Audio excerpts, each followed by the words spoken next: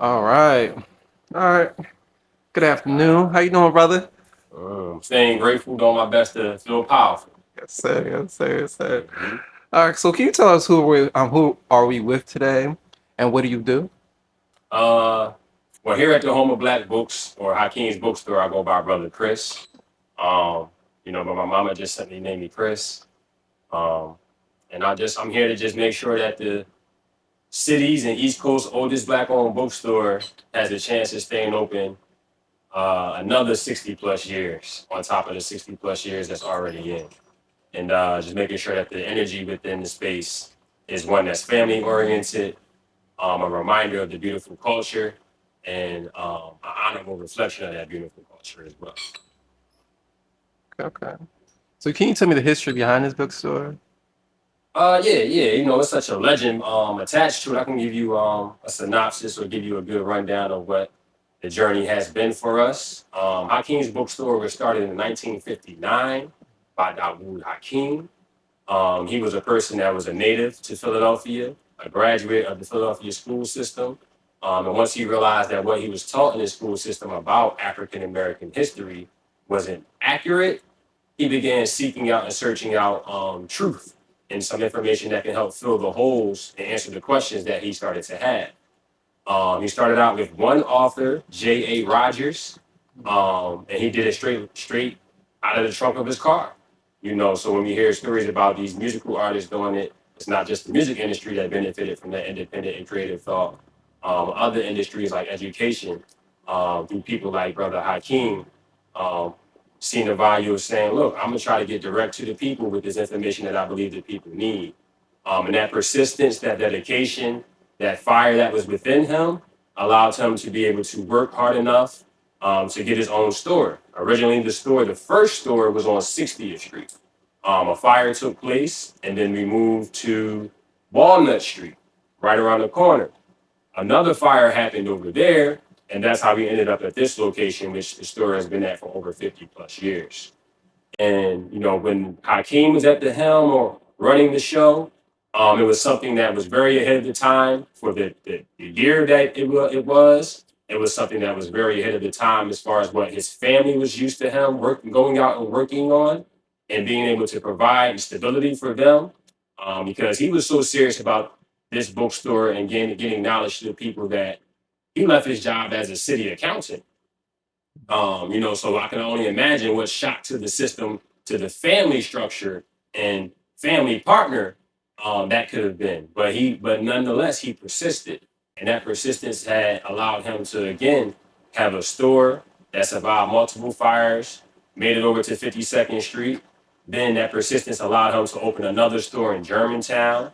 Then he had another store that he opened up in Atlanta around the HBCU circuit. So he put his store right in the middle of where Clark Atlanta, Spelman University, Morehouse. And he was such a pivotal force and presence down there that even though he didn't have the quote unquote credentials that typically universities want to see when they let people speak to their student bodies, he was invited in a few times. And then also, he always invited all people from all communities to come into his store and learn about the contributions of African Americans and Africans.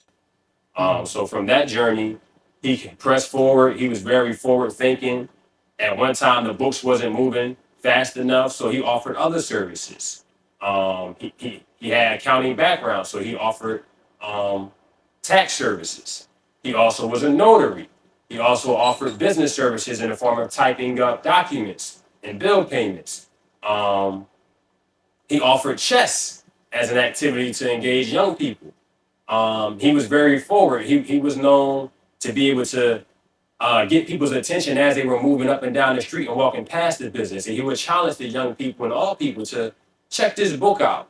And then when he would see him again, he would actually quiz them to see if they really honored their word of reading that book. So he was very much a people person, but a person that was on purpose as he dealt with the people. And that made him very, very attractive to all walks of life from our community. Whether you were a celebrity like Dick Gregory, who visited the store, who they had pictures. He was very close to brother Malcolm X or Malik Al Shabazz. He was actually in the works of helping him establish and open the Philadelphia chapter of Malcolm's organization once he left the nation. So he was very pivotal. He was also a survivor of being followed and misunderstood by the federal government. You know, he was watched by COINTELPRO. He could see the agents across the street surveilling the store. He knew he was being tailed when he would be in the car going to and from destinations and back to his family. But nonetheless, he just stayed committed to what he knew we needed. And that became contagious over time. And his family began to better understand what he was doing over time. And he always invited and included his family. So when he transitioned very early and unexpectedly in 1997, his daughter, Miss Yvonne, who owns the store now, made a promise to her dad and just said she's going to do her absolute best to keep the store open as long as she could. And it was a major adjustment for what her work experience was prior, but she stayed true to that promise because of the love that was circulating between her and her father. And because she was dedicated to that promise, the store was open long enough for me to hear about them potentially having challenges that made them weigh the potential of closing the store. And then me being informed about that possibility was what brought me to the store. And I've been here as a volunteer in the community engagement specialist role for maybe, I want to say, going on 7 to 8 years. You know, so it's been a beautiful journey personally for me, but it's also been a beautiful reflection for the culture because what me and Miss Yvonne do or have done in those years that I've been here is represent Sankofa. And me being a young person, but being able to have an elder give me the game from yesteryear, and I have lessons from those exchanges to let me know how to go forward on purpose and in the right alignment of what my culture requires me to represent. But also, it just shows us that whether we work here or if you visit here as a customer, it's still value as young people connecting with the older generations. So that's why I feel most prideful about being here. I love the fact that I've been able to help them stay open, increase their following, increase the media attention and the PR opportunities. I love that we're getting more traction with the schools and the other educational institutions within the city and within the nation. I love being able to help them optimize and update some of their processes and systems and how we connect with the world. Because some of those things is not what Miss Yvonne had the skill set or the familiarity. So I've been able to show my usefulness, but it's out of the value that I really believe is absolutely in here as this business it has existed and still is existing.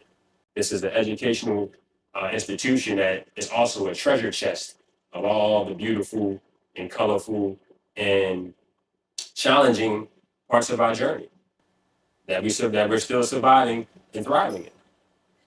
That's powerful, man. Who'd have known? Like, who would have known? You know, and so you just sat here and said it. And um, so obviously, if you're working in a bookstore, you must have a love for books. So, how do books play a role in your upbringing and your understanding of the world?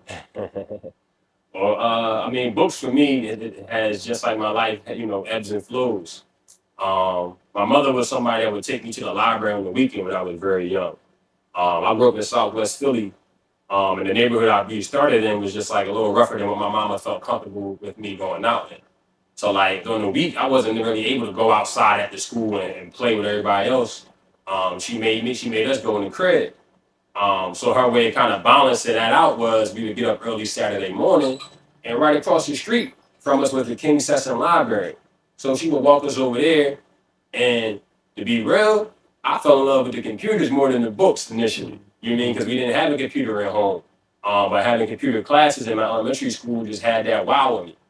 Um, but my mom also worked with me before I even got to like my formal elementary school years. So like learning and using books to like learn how to write cursive or to perfect my handwriting um, was something that was always there. My mom was a very astute student herself, so she just really understood like the power of learning and what you know and what her obligation was as a parent to make sure that we weren't only depending on school to make sure I learned.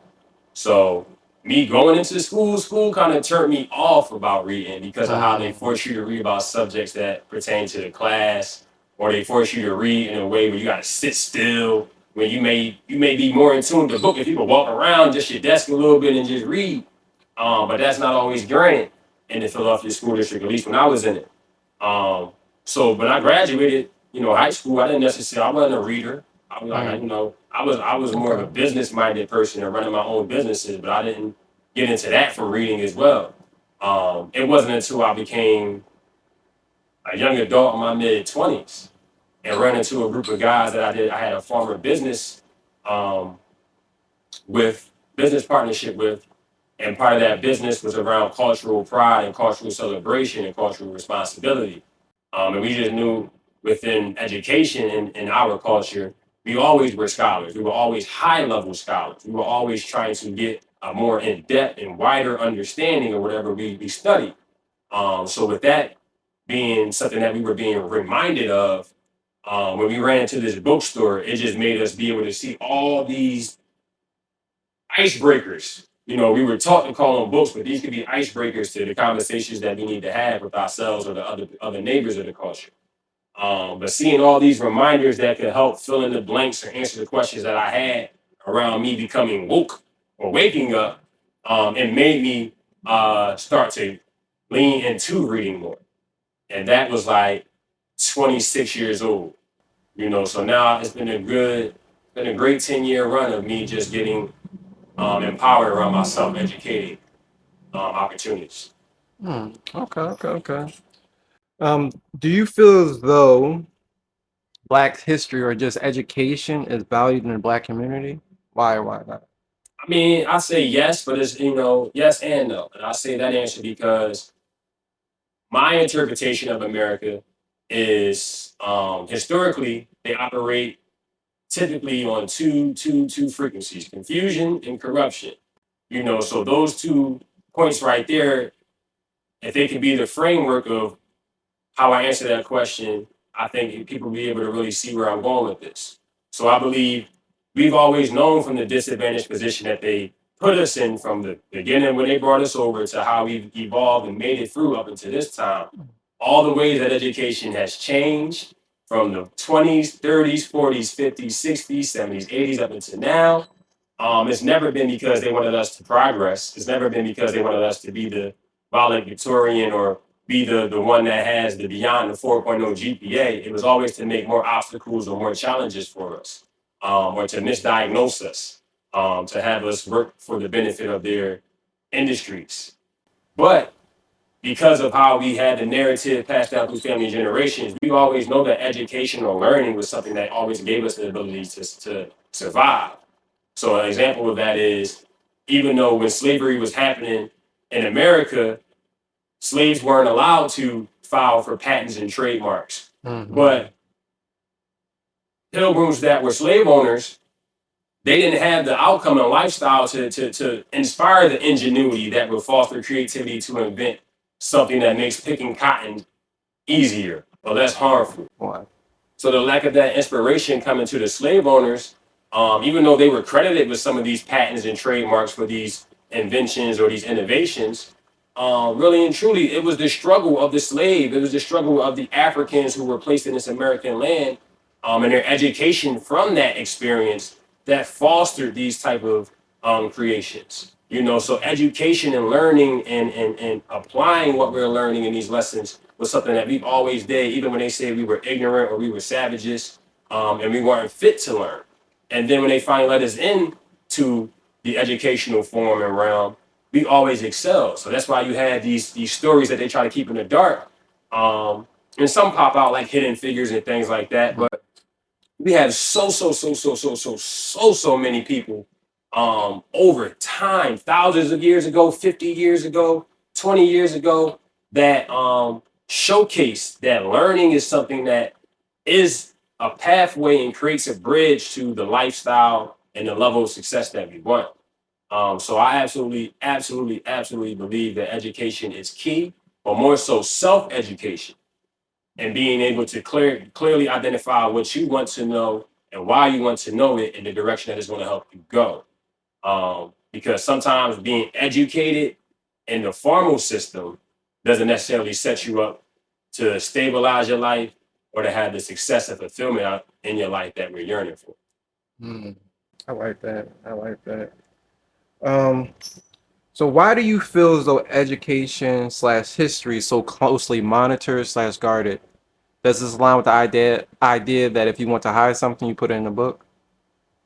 Well, I think the people that put us in this situation that's not going to get us out, they're very in tune with what they're doing, and why they're doing it, and what the result is supposed to be. So for me, it's one of those things where it's like the programming of confusion and corruption that they make so attractive and so attention getting, um, just cripples the possibilities of what we see from one another, whether it's peers, whether it's older generations. Um, it's just so many different ways of learning that doesn't necessarily look like what they tell us is learning. So we missed the opportunity to really see how we got great models of educators or scholars or learners around us because they may do it in an informal setting or not in a formal environment that they say learning takes place. But for Mm-hmm. us to make it through all these things that has been the African experience in America, oh, we absolutely learn, or I wouldn't be born today. Mm-hmm. We wouldn't be here today to have these conversations, and to be reminders and reflections of the culture, that is still thriving and making history daily. So they can do their best, but they can't even deny that our presence and our creation and our educational prowess, whether it's formal education or casual education or informal education, it's what fuels pop culture. It's the creativity that spins the world, and it's the most potent reflection that always gets the attention of any culture in the nation or around the world. Now, how they respond and react to it may be based off of understandings, but the fact that it gets their misunderstandings, but the fact that it gets their attention is undeniable. Okay. Okay. So do you feel so society is prepared for the real history of the world? So not his story, but the actual story?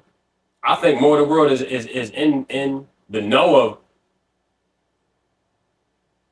the story, because our story is part of the world story. Mm-hmm. But our story is not the world story because we share this world. Mm-hmm. And it's a lot of history and studies that you could get into on how, you know, movement and migrations and embracing one another may influence other cultures coming about and things like that. But more than anything, um, we just got to recognize that we play a part in the soundtrack that the world has created over time. And we just have to be keen and recognizing that our culture has always provided a way for us to preserve that and share that.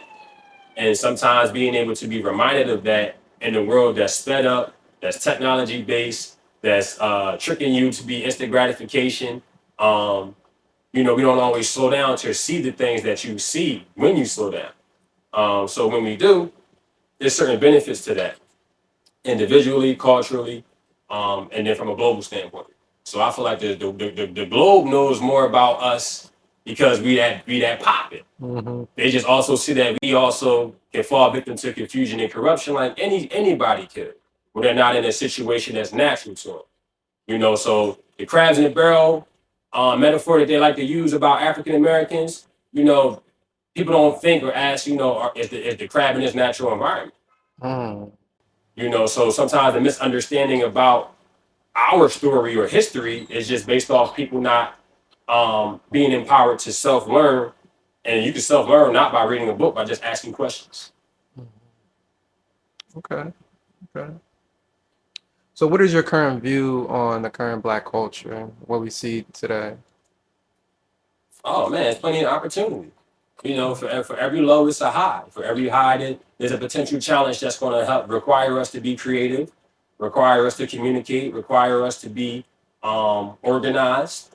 But it also can allow us to not fall into line in that way or not align in that way. And then that fosters more opportunities for us to be reminders, be reflections that can foster other reminders or create a recognition of the reminder. So for me, we're going to always be inspiration to each other. We're going to always be reflections of each other. We're going to always be reminders that we should get from one another. But if we're not doing that, I'm grateful for the ones that are able to be that, because everyone is on their own journey. And because I may be where I am now saying this, I wasn't always here, so I'm just fortunate to know who's able to hear what I have to say, who wants to hear what I have to say, and then who don't need to be bothered with it, so I ain't wasting my breath. But more than anything, it's boundless opportunities, boundless opportunities. We just have to figure out the right process to recognize them and to know what to do with them when we see opportunities knocking. So maybe this is my own bias, but I do feel as though there's like a miscommunication between black men and men in general. Mhm. How can we remedy those? Do you feel as though there's miscommunication, or there's there's miscommunication between men, or there's lack of relationships? I mean, just as a black man, that's lived to be in his mid 30s, my experience, my personal experience has helped me recognize, absolutely from other cultures, there are absolutely misunderstandings, and that makes them have missteps or hesitation in how they embrace us from a humanity standpoint. Um, but also within our community, because we are being uh, tricked to buy into mindsets that aren't naturally ours or don't naturally help us, then we can become harmful to one another. Just from a neighbor to neighbor standpoint, a family member to family member standpoint. So for me, it's just one of those things where we got to just recognize that they got us in it, we got to get us out. And thinking the way that the community is thinking, or some of the members of the community is thinking, um, making ourselves islands, thinking that that's how we're going to be able to save more people, um, by being an island that becomes successful. Like, if we just make certain adjustments, and I think we'll be able to remedy some of the missteps that happen when we're trying to lift as we're climbing. So how do you feel as though we remedy those relationships? Well, one, I feel like, there is similarities, or there is a certain like foundation that men across the board should operate in, and being responsible for people, places, and things beyond themselves, no matter what color, creed, religion, faith, background you represent. It's just a certain frequency or certain energy and certain responsibilities that masculinity is supposed to do to keep the world turning and to keep the neighbors on the world um, secure, stable, and able to create create more life. So I think accepting that, or being stopping avoiding that fact, and then recognizing that each of us, from a cultural, a genetic standpoint, a mental standpoint, have uniqueness about us that will be an advantage if we can get to the processes that align with that. It doesn't mean that that alignment makes me more superior or better than any other man from another background. It just means that I recognize that my culture has already created a pathway that has given us success to make it this far. If I operate too far beyond that, then I may be out of that success or that possibility to keep on adding to that longevity. I can actually be counterproductive to it. And that's kind of what we see amongst masculine energy, no matter what background. Because it ain't just black on black crime, and black men just knocking black men over and robbing black men. No, I mean, with the recent Trump presidency and stuff like that, we had European men inspired by a European man to go see about that White House location. So, and that's based off of what they felt like was a conflict that was being built up. But the power of words is powerful. So how we communicate or not communicate is going to have an impact. And I just feel like the history of this country has always tried to deem the black men to be the lowest on the totem pole, when history beyond this country being colonized has always shown that we've been some of the greatest contributors, conquerors, and preservers for the planet. So for us, each culture just has to be real about what the matter of facts over time has shown them. And if they're not happy with it, then they can recognize that since they're presently here, they have an opportunity to slightly adjust or majorly adjust the trajectory of what their culture or their people or their background requires them. But ultimately, let's be respectful that we share in this place. Yeah. And history has always shown that we can share this place in closeness or in distance, and then to still be respectful when we cross paths. Mm, You know, I'm a bookstore boy. Someone else may be a gym teacher, mm, you know, but it doesn't mean that I'm more educated or I got more knowledge than that gym teacher. No, the education and the level of study that he's really sound in is absolutely valuable to me because I'm around children. mm, I'm a parent. So it's so many things that if we just let somebody be their special self or tell us what they specialize in, we don't gotta have these conniptions. We ain't gotta feel threatened. We ain't gotta feel envious and jealous and feel like I want that. When you can get that by just asking mm. and communicating what your struggle is or what your misstep was. But a lot of times, the corruption and confusion that's being pushed to us as a program makes us think that the only way to go get it is the harder way, or to do something that's going to push you in a harder way if it catches up with you. I like that. I like that. So you mentioned that you're a father. What are your views on family? It's the truest wealth I got. It's the Mm, truest wealth I believe our culture always recognized. Um, you know, I'm blessed to be chosen. My son Bilal is like my greatest mm, asset. Um, you know, but his mother is the most secure asset. I'm saying because she's the one creating that started the nation. Um, you know, so for me, she'll be the one that's going to continue to help the nation thrive. So for me, I'm very serious. You know, I grew up with the cliche of FCF, family comes first. A couple of my guys got it tatted. A lot of people around the nation got it tatted. But for me, you know, that's more than just a tattoo. I don't have any tattoos. So it's like things that can be tattooed on one person, I try to make a part of my real life action.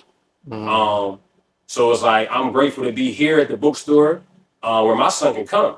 My son, if I needed to uh, assist in the homeschooling responsibilities, my son could come here. You know, we got technology where he could do his learning time here with me. You know, my son has come out to vending affairs with me at the bookstore. So it's like I'm so sincere about me being chosen and recognizing that I'm my son's first teacher, me and his mama, that and then I also had the opportunity to use the world as a classroom. That is like I don't play with it, man. You know, because I don't know how long I'm gonna be here, and I want to be here for as many memories that he wants me to be a part of. You know, so I cherish today. I cherish these moments because he only gonna grow one way if things work the way that it's supposed to in health and design. So for me, you know, I'm not playing with it, bro. You know, it's a very serious time that we in for a lot of reasons, high notes and low notes. But I'm trying to make sure I'm prepared for all that in defense of my family, because that's part of my responsibility as the masculine energy and the masculine energy as raising a little warrior. You know, so I believe as an African man, we got to stand in defense of a few things: our family, our culture, the truth of the matter, the truth that preserves the honor of our story, but to also be in defense of our spirit, our peace, our sanity, how we respond and treat one another. All these things is my responsibility because my son is a little reflection of me. If I had a daughter, maybe the obligation would be a different ratio for the mama. But I got a son. So it's like my son helps me recognize what I didn't fix yet within myself. My son helps me recognize what he has pulled from me in his little spirit. But also he allows me to recognize that though I get up and I'm the parent, I ain't always the teacher today. So the greatest blessing that I had was having my little boy be able to teach me things that I needed to learn, even without him being able to form a full English sentence. So to me, it's such a spiritual relationship there that started even before he was birthed. You know, when he was in the womb, me and my partner was doing certain things to build that relationship, to preserve the opportunity to make sure when he does arrive, he can continue to build that relationship in good health, physically, but also mentally, emotionally, and spiritually. You know, we did our best to make sure that whatever the divine's good work was, we ain't put no worldly interruptions in that joint. So you mentioned, as you as a father, how you need to show up. Could you expand on that a little bit? Like, what is your view as a man? How you need to show up for your family? Could you expand on that a little bit more? Well, I believe no two families are alike. You know, no matter what the background, culture, creed is. I feel like when you're chosen to make a child and bring a child into the world, that's the ultimate permission for you to say, screw the world. I'm about to really just focus on this world that I'm creating and really get our standard and idea of what our standard is stabilized. You know, so for me, I've been unapologetic in using the blessing of my family to actually recenter myself, refocus myself, check in with myself to see what if the prior goals are still the goals, if they need to be adjusted. Um, because it's a whole different way of processing and dealing with these 24 hours we get in a day once once you've been chosen to be a parent. Whether you do it the conventional way, the non-traditional way, or you blazing your own trail. It's a different type of mental dynamic that you tap into. And it's a process. I'm only 3 years in. I'm constantly asking other fathers or other father figures for gems because they got game. And sometimes they don't be realizing that their life experience is giving them some mighty game or some great knowledge. And for me, my greatest thing that I'm going to do with my son is help my son use his voice to help be a reminder to our neighbors in the world and our culture that their presence is powerful and purposeful. Because everyone that I come across that the vibes is right and honorable, they potentially, casually, or intentionally have a chance to be a homeschool instructor to my son. Mm. You know, my son typically will be here for situations like this, and him overhearing these conversations, that's education. You know, seeing how we embraced each other when you came in, that's education. Mm. You mean, well, why'd you dap this person like that, but you gave the person a handshake like this? Why this person get a fist bump? All these things, I'm an open book, son. But it's all to help him be able to know that anything that you see, you have an opportunity to learn from. You know, and don't think that just because I'm Baba that I got all the answers. I got all the time to be an open explanation, and we can walk and talk through anything. But I'm not gonna have all the answers. I can help you get some greater understanding of. It's powerful. It's powerful. So you mentioned your that you homeschool your son. What inspired you to start homeschooling? I mean, my personal experience, me and his mother's personal experience in the education system. I'm from Philly. My son and his mother is from Detroit. Mm. So they didn't have the same educational experience, but they had enough of the same outcomes on the back end result of graduating. I went on to college and things like that, and I didn't necessarily land where I thought that investment of going to college and getting a degree in a certain major and stuff. It didn't land that way. I tried to make it work, but really and truly, graduating college just made me realize college didn't give me the right instruction. I didn't ask the right questions. I wasn't empowered and taught how to actually be proactive about my future. And because I was a black student in a white institution in a white side of Pennsylvania, they was cool with me just lollygagging through those meetings with the advisors and things like that. So again, looking back in reflection, I have all these experiences to recognize that self-education is a great thing. Self-education is a way that you can save yourself. Self-education is a way that you can have a door open for you. Using your voice, asking questions, knowing what questions to ask, knowing when not to say anything, knowing that silence is a mighty noise. You don't have to be the biggest person or loudest person in the room. All these things are coming from reflections of me doing the opposite of what I just said in my younger years or in my schooling. So for me, I don't see the education system getting any better, especially with the pandemic happening a few years back and education being shaken up dramatically. And with that education being shaken up so dramatically by COVID, that was a global shakeup. But in America, in Philadelphia, schools was closed. Teachers was home. Yeah. Stay on Zoom. Yeah. I'm in a class but not just my classmates, my siblings is right here. So it was an opportunity for parents to really see what the education system was really doing for the children. And at the time, I didn't have a child, but I was trying to help parents and households really recognize, like, yo, they giving you time back that they didn't give you in a long time. The job saying stay home, the baby's is home because the school saying stay home. This is a time more than ever that we can kind of reconnect as a family or reunite to see what the family really needs. So for me, taking that inspiration from how our educational system was shaken up and then reestablished, it just was like, nah. Being a graduate from one of the neighborhood schools that still has a bad reputation, I'm like, no, they're not investing in the schools from a staffing standpoint to change the energy or the approach in there. They're not caring about what type of security or staff support is in there to help regulate the climate in there. So you got conflict resolution being done in very unhealthy ways by the adults, to showcasing that and modeling that to the students. You got students coming from some very struggling and heavy weights from a neighborhood and household, and no one in the school is sound to recognize from a humane standpoint how you giving more care and love to that child, because at the time you get with that child is more than what they get at home with the people that's supposed to love them. So I just see so many missteps and miscalculations on what the school system and school buildings are supposed to do. I'm like, I ain't playing with my son. I'm too sincere about it. And I rather recognize that I'm not a formal educator by credential or certification, but me having a child makes me an educator. Because history has always proven that. Before schools looked like the way they did, the schools were wherever the family in the village lived at.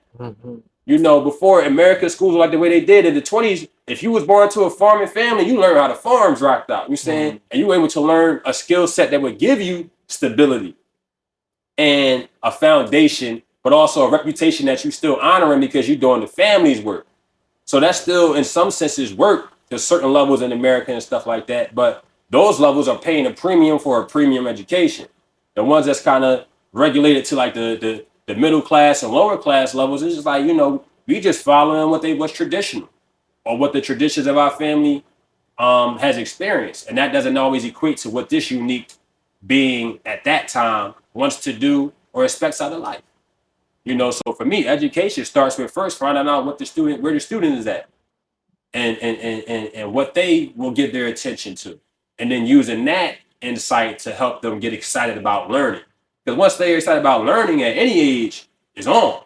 But I feel like the education system in America doesn't do a great job of getting young people excited about learning, and doesn't give young people the love and the embrace that they need coming from these disenfranchised homes and neighborhoods. And then these adults are overextended, overworked, and over indebted, and not getting paid enough to deal with what they haven't been properly trained to understand culturally.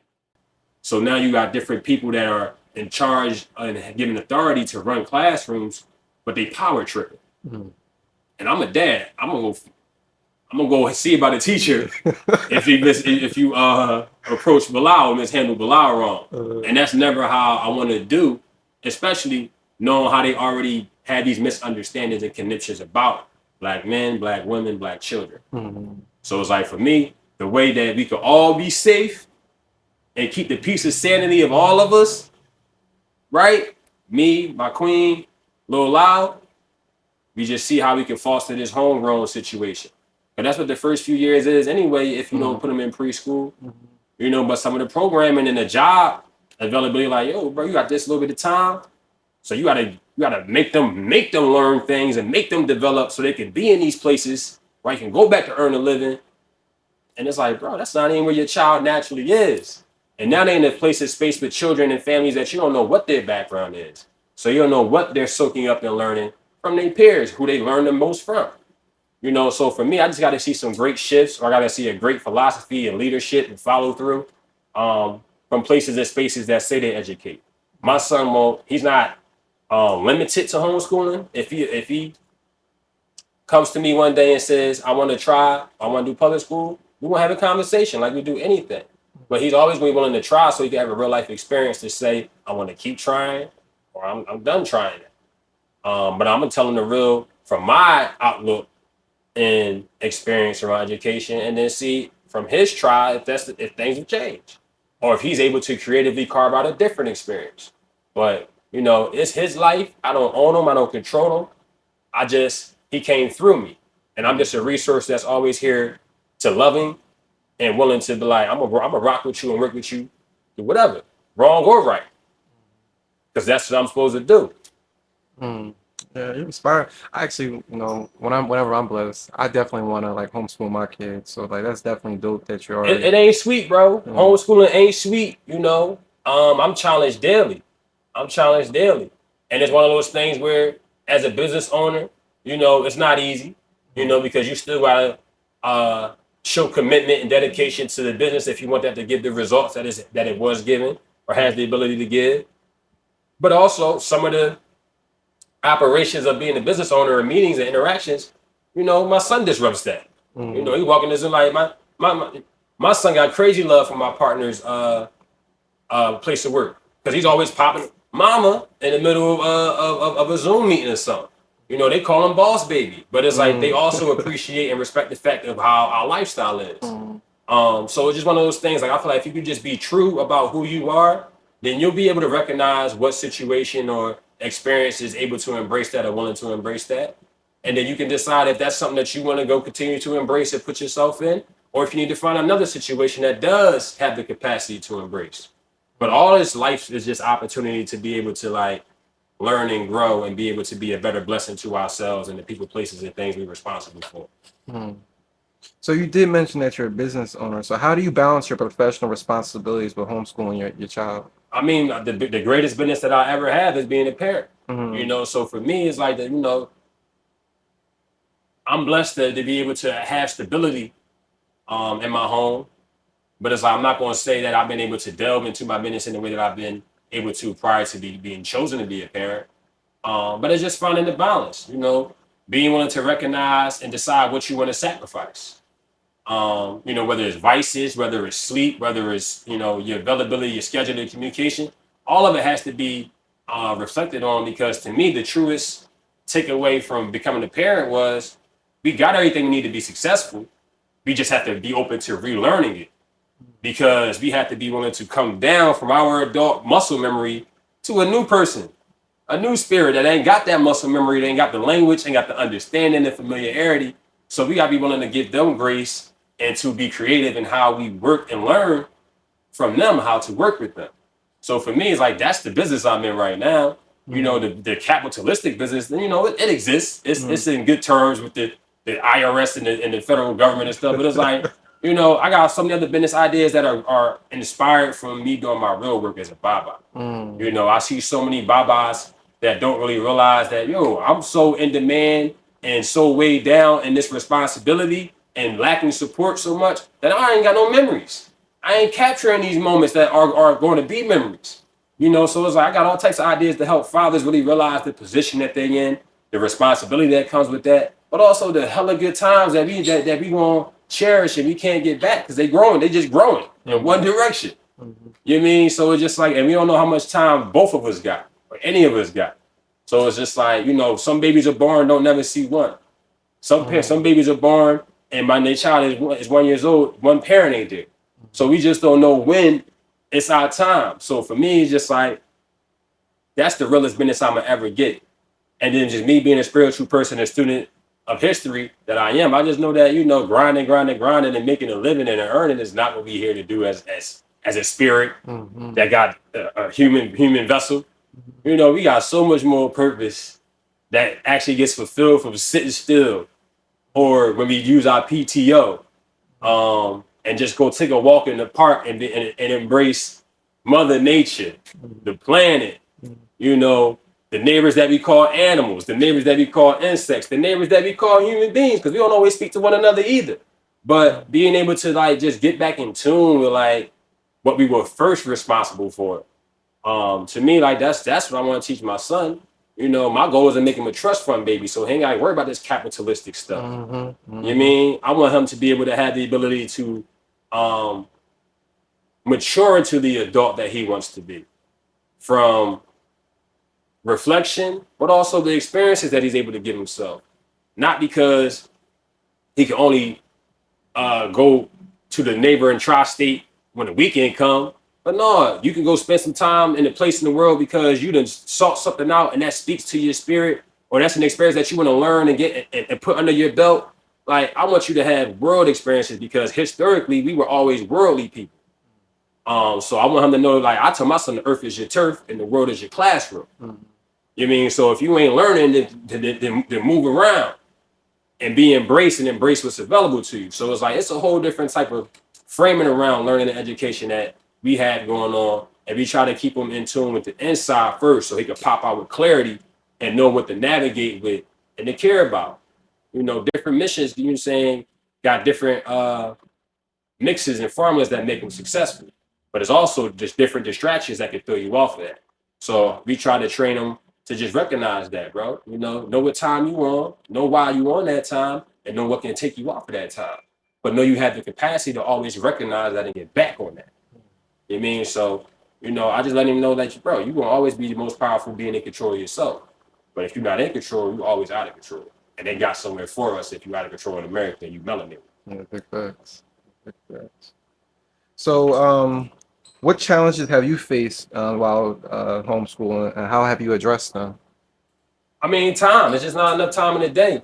Mm-hmm. And having to like prepare a lesson, or prepare a subject that one you ain't never taught before to a little person, and then making sure you're teaching them the right way, or you try to teach them the modern way, but you don't know what the modern way is because you've been removed from school for so many years, and you ain't had to teach a younger person this subject matter or this information. So that's one side of it. Also, the balance that education gives you socially, but also academically. So like because we homeschool, most of our people that have children close to his age or the same age, they at work during the day. So to get that social experience that comes with daycare or preschool, he doesn't have that consistently or immediately or readily available to him. So my son is very much I call him Shadow. He loves his baba. He don't play by his baba, but he adores his mama too. He absolutely adores his mama. And for us, it gets a little like that you get burnt out with that sometimes because we human beings. So even as adults, we spend too much time with each other. It's like, bruh, oh, cuz, like, yo, bro, guys, you mean? But even that's practice as a parent to realize where you at from a communication standpoint when you're in different emotions. So again, it's like I could fall victim to that emotion, or I could just feel that emotion, and then I can also feel that, oh, I ain't the teacher right now in this hour. 2 hours ago, I was a teacher. He teaching. Thankfully, I was able to learn or be reminded through him what the lesson is and who's teaching it. So for me, I'm just grateful that my spirit and the people around me are able to give me those reminders, whether they talk to me or if they just model that. And I've been blessed to be able to have an ego that allows me to apologize to my son when I feel like I've missed that, or I made a mistake, or I mishandled, or misspoke. And to me, that's something that's necessary. What I do right and wrong is stuff that my son has to see, because he's gonna be a human being. He's gonna be right and wrong. But how you respond to those moments is ultimately what's going to make you something honorable and something that or someone that people want to be around. Like that. So, how does someone's lifestyle slash values influence the way that they show up for not only themselves but also their community? Well,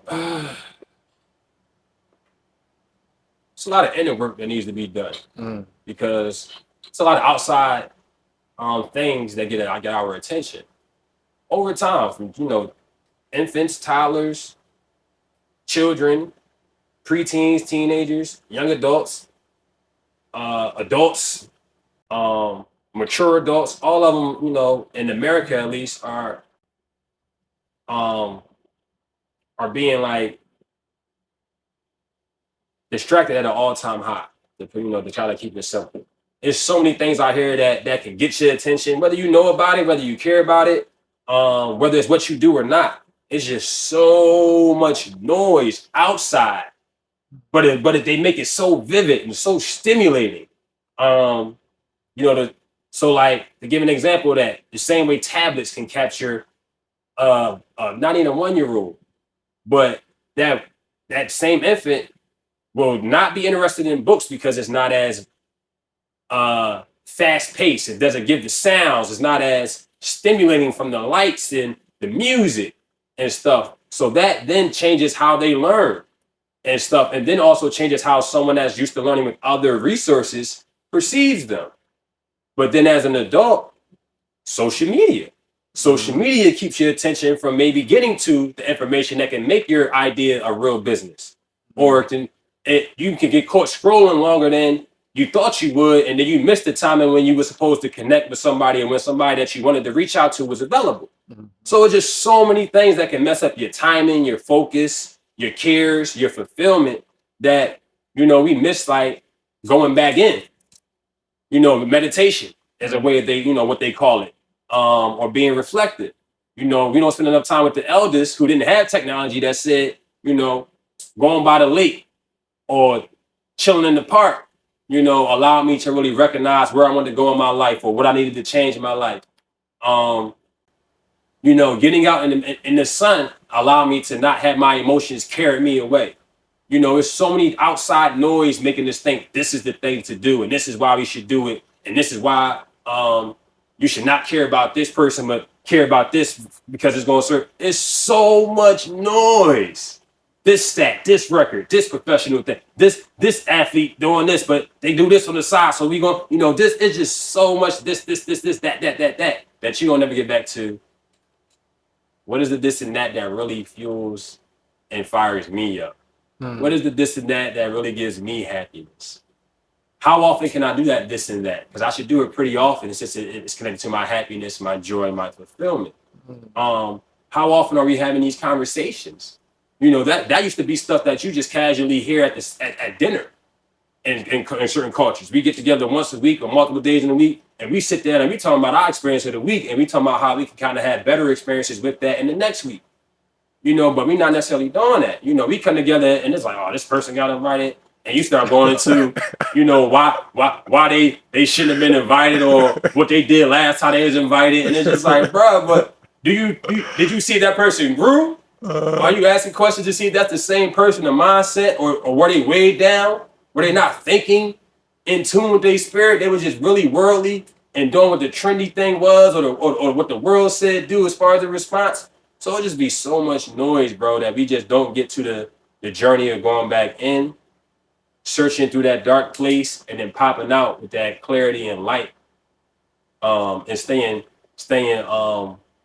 protected by the blinders until we fulfill what that light or that instruction or that clarity says do.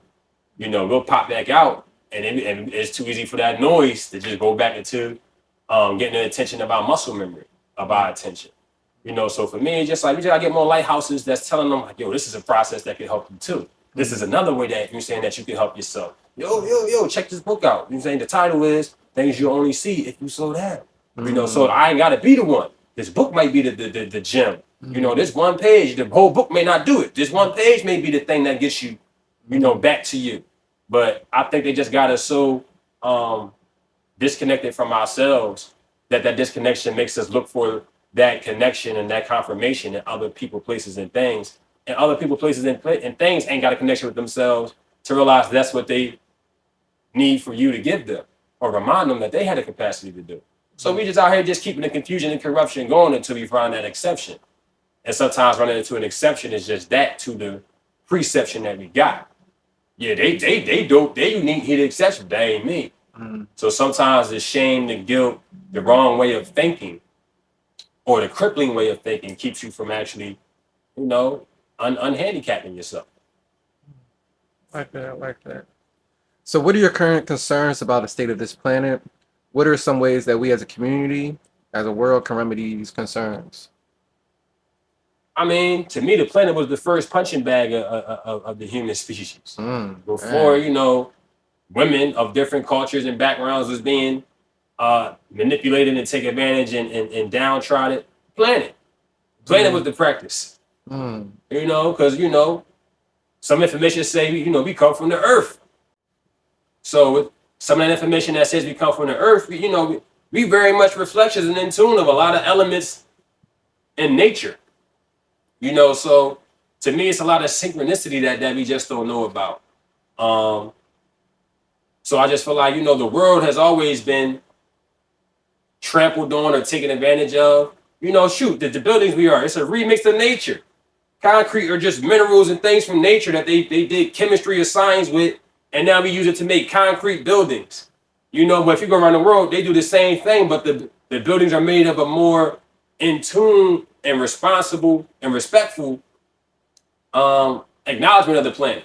So just again, it just depends on what your exposure is, what you're saying, what information you're in tune with. But you know, for us over in America, I feel like, you know, we take advantage of the earth without paying proper homage and giving proper respect or caring for it. And it's just not enough of us that care for it. You know, my outfit on today is speaking right to the question. You know, my shirts say, how much more do you think I can keep smiling?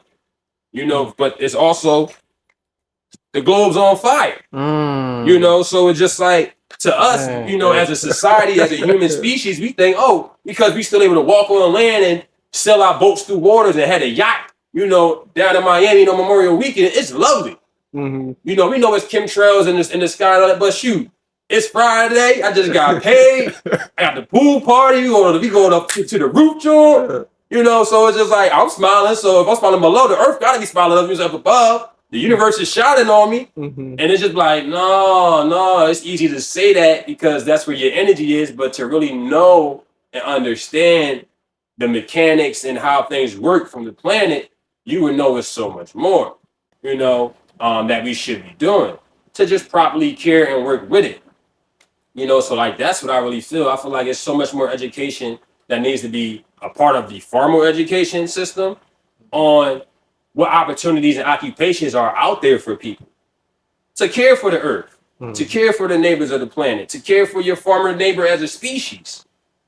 So it's like, again, as we see lows or disrespect, we can also recognize that not just focus on that, it's opportunity to raise it back up. And then maybe, save something that it may not be all of what was once there, but saving what's there is enough because that could be inspiration or a connection to somebody else at a different time or something else at a different time that can help it thrive once again. So I think we just gotta get more in tune with what we really are as divine instruments and what those divine instruments really have a capacity to do beyond just serving ourselves and what we think we identify with. Fat shout to the squirrels, the gnats. You saying the thousand leg bugs that make us all like, all that got a purpose, but we ain't Googling what's the purpose of that thousand leg joint. Mm-hmm. They kill a lot of the things that we really don't want in the crib. Yep. But a lot of us is like that joint just give me the heebie-jeebies, kill that joint. And it's just like, bro, that's the real defender. Yeah. Just like cats, people ain't cat people, but when they see it's a mouse, they become a cat person. Yeah. So it's just like again, these neighbors have purposes, even beyond what we do with the remixes of the earth into a home.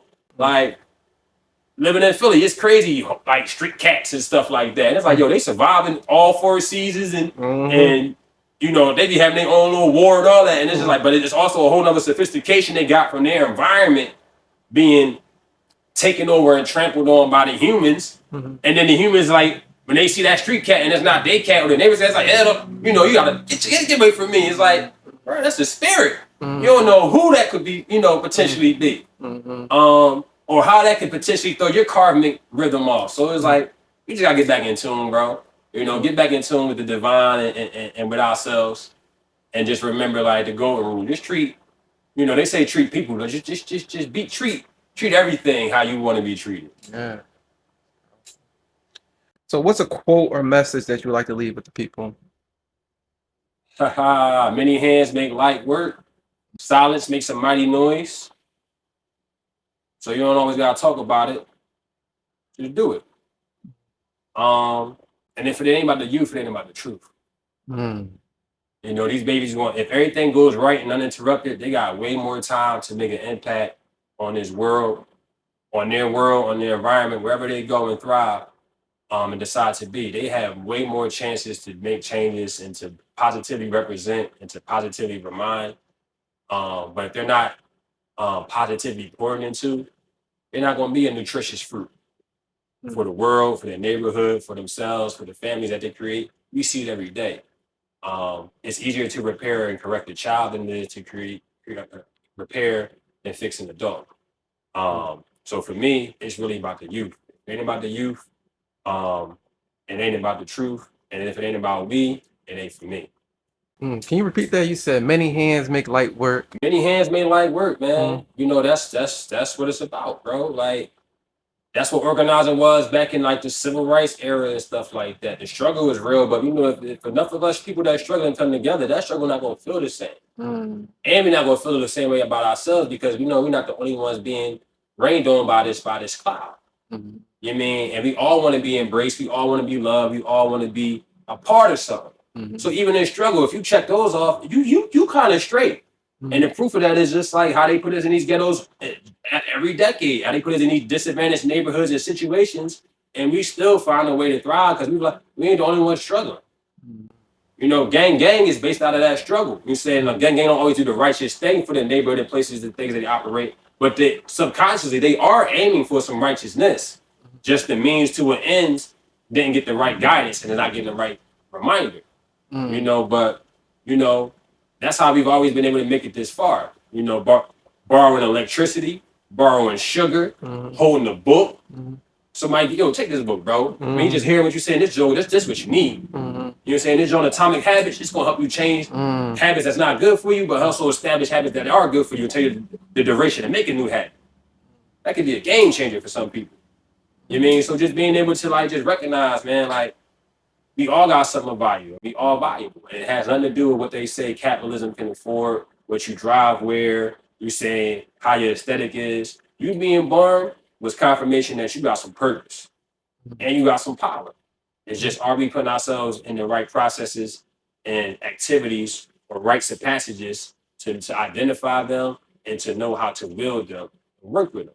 You know, we X-Men. We just ain't got no Mm. X-Men in school, you did? Yeah. You know what I'm saying? We ain't got no school. You know what I'm saying? We ain't got no mansion that's like trying to help you cultivate. You know what I mean? So we all out here just pulling our Cartiers off or we Mm. shooting razors out, you're not even realizing it. You know what I mean? We out here with animanium popping out every time somebody not agreeing with us, and it's like, bro, that's not the time for that.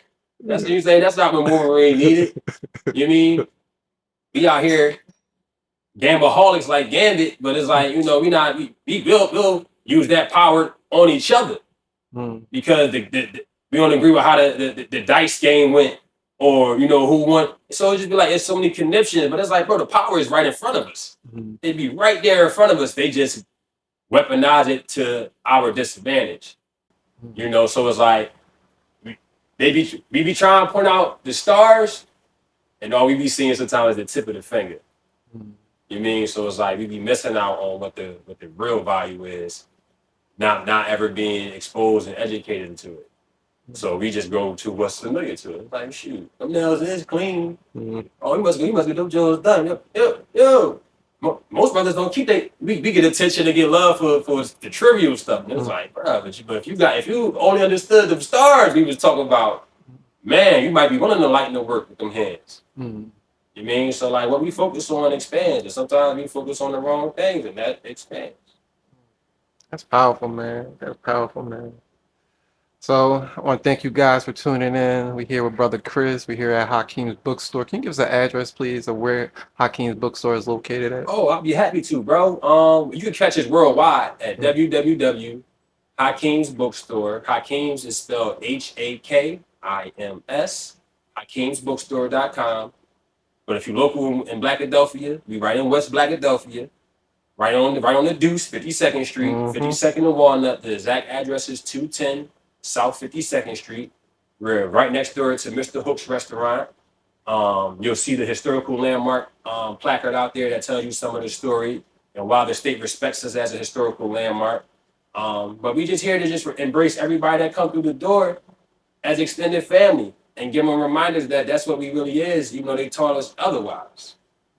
So for us, the books, like I said, are seeds and icebreakers that hopefully keep families and generations together and relating and growing together and believing more in each other, being there for each other. But it ain't about a book, it's about family being reminded, bro, it's family out here, cuz. Mm-hmm. And if you share, you give the world an opportunity and your family an opportunity to care. But if you don't share, because you shamed yourself, you don't know what to care about. So we just try to just make humanity available to our community and give them love. All right, all right, all right. Thank you, brother. I appreciate you. Oh man, no, trust me. I appreciate you seeing enough value in the family business. I appreciate you seeing enough value in what I do to help this family keep this business valuable for the community and to the extended family. And most importantly, I'm grateful to be a reminder and your reflection. You know what I mean? So we just gonna keep on reciprocating that love and that energy and that responsibility because that's part of what we got to do as warriors. Yes, sir. Yes, sir. All right, all right. Thank you, guys. Hopefully, you guys tap in for more. Gotta shout, y'all. Yes, sir. Yes, sir.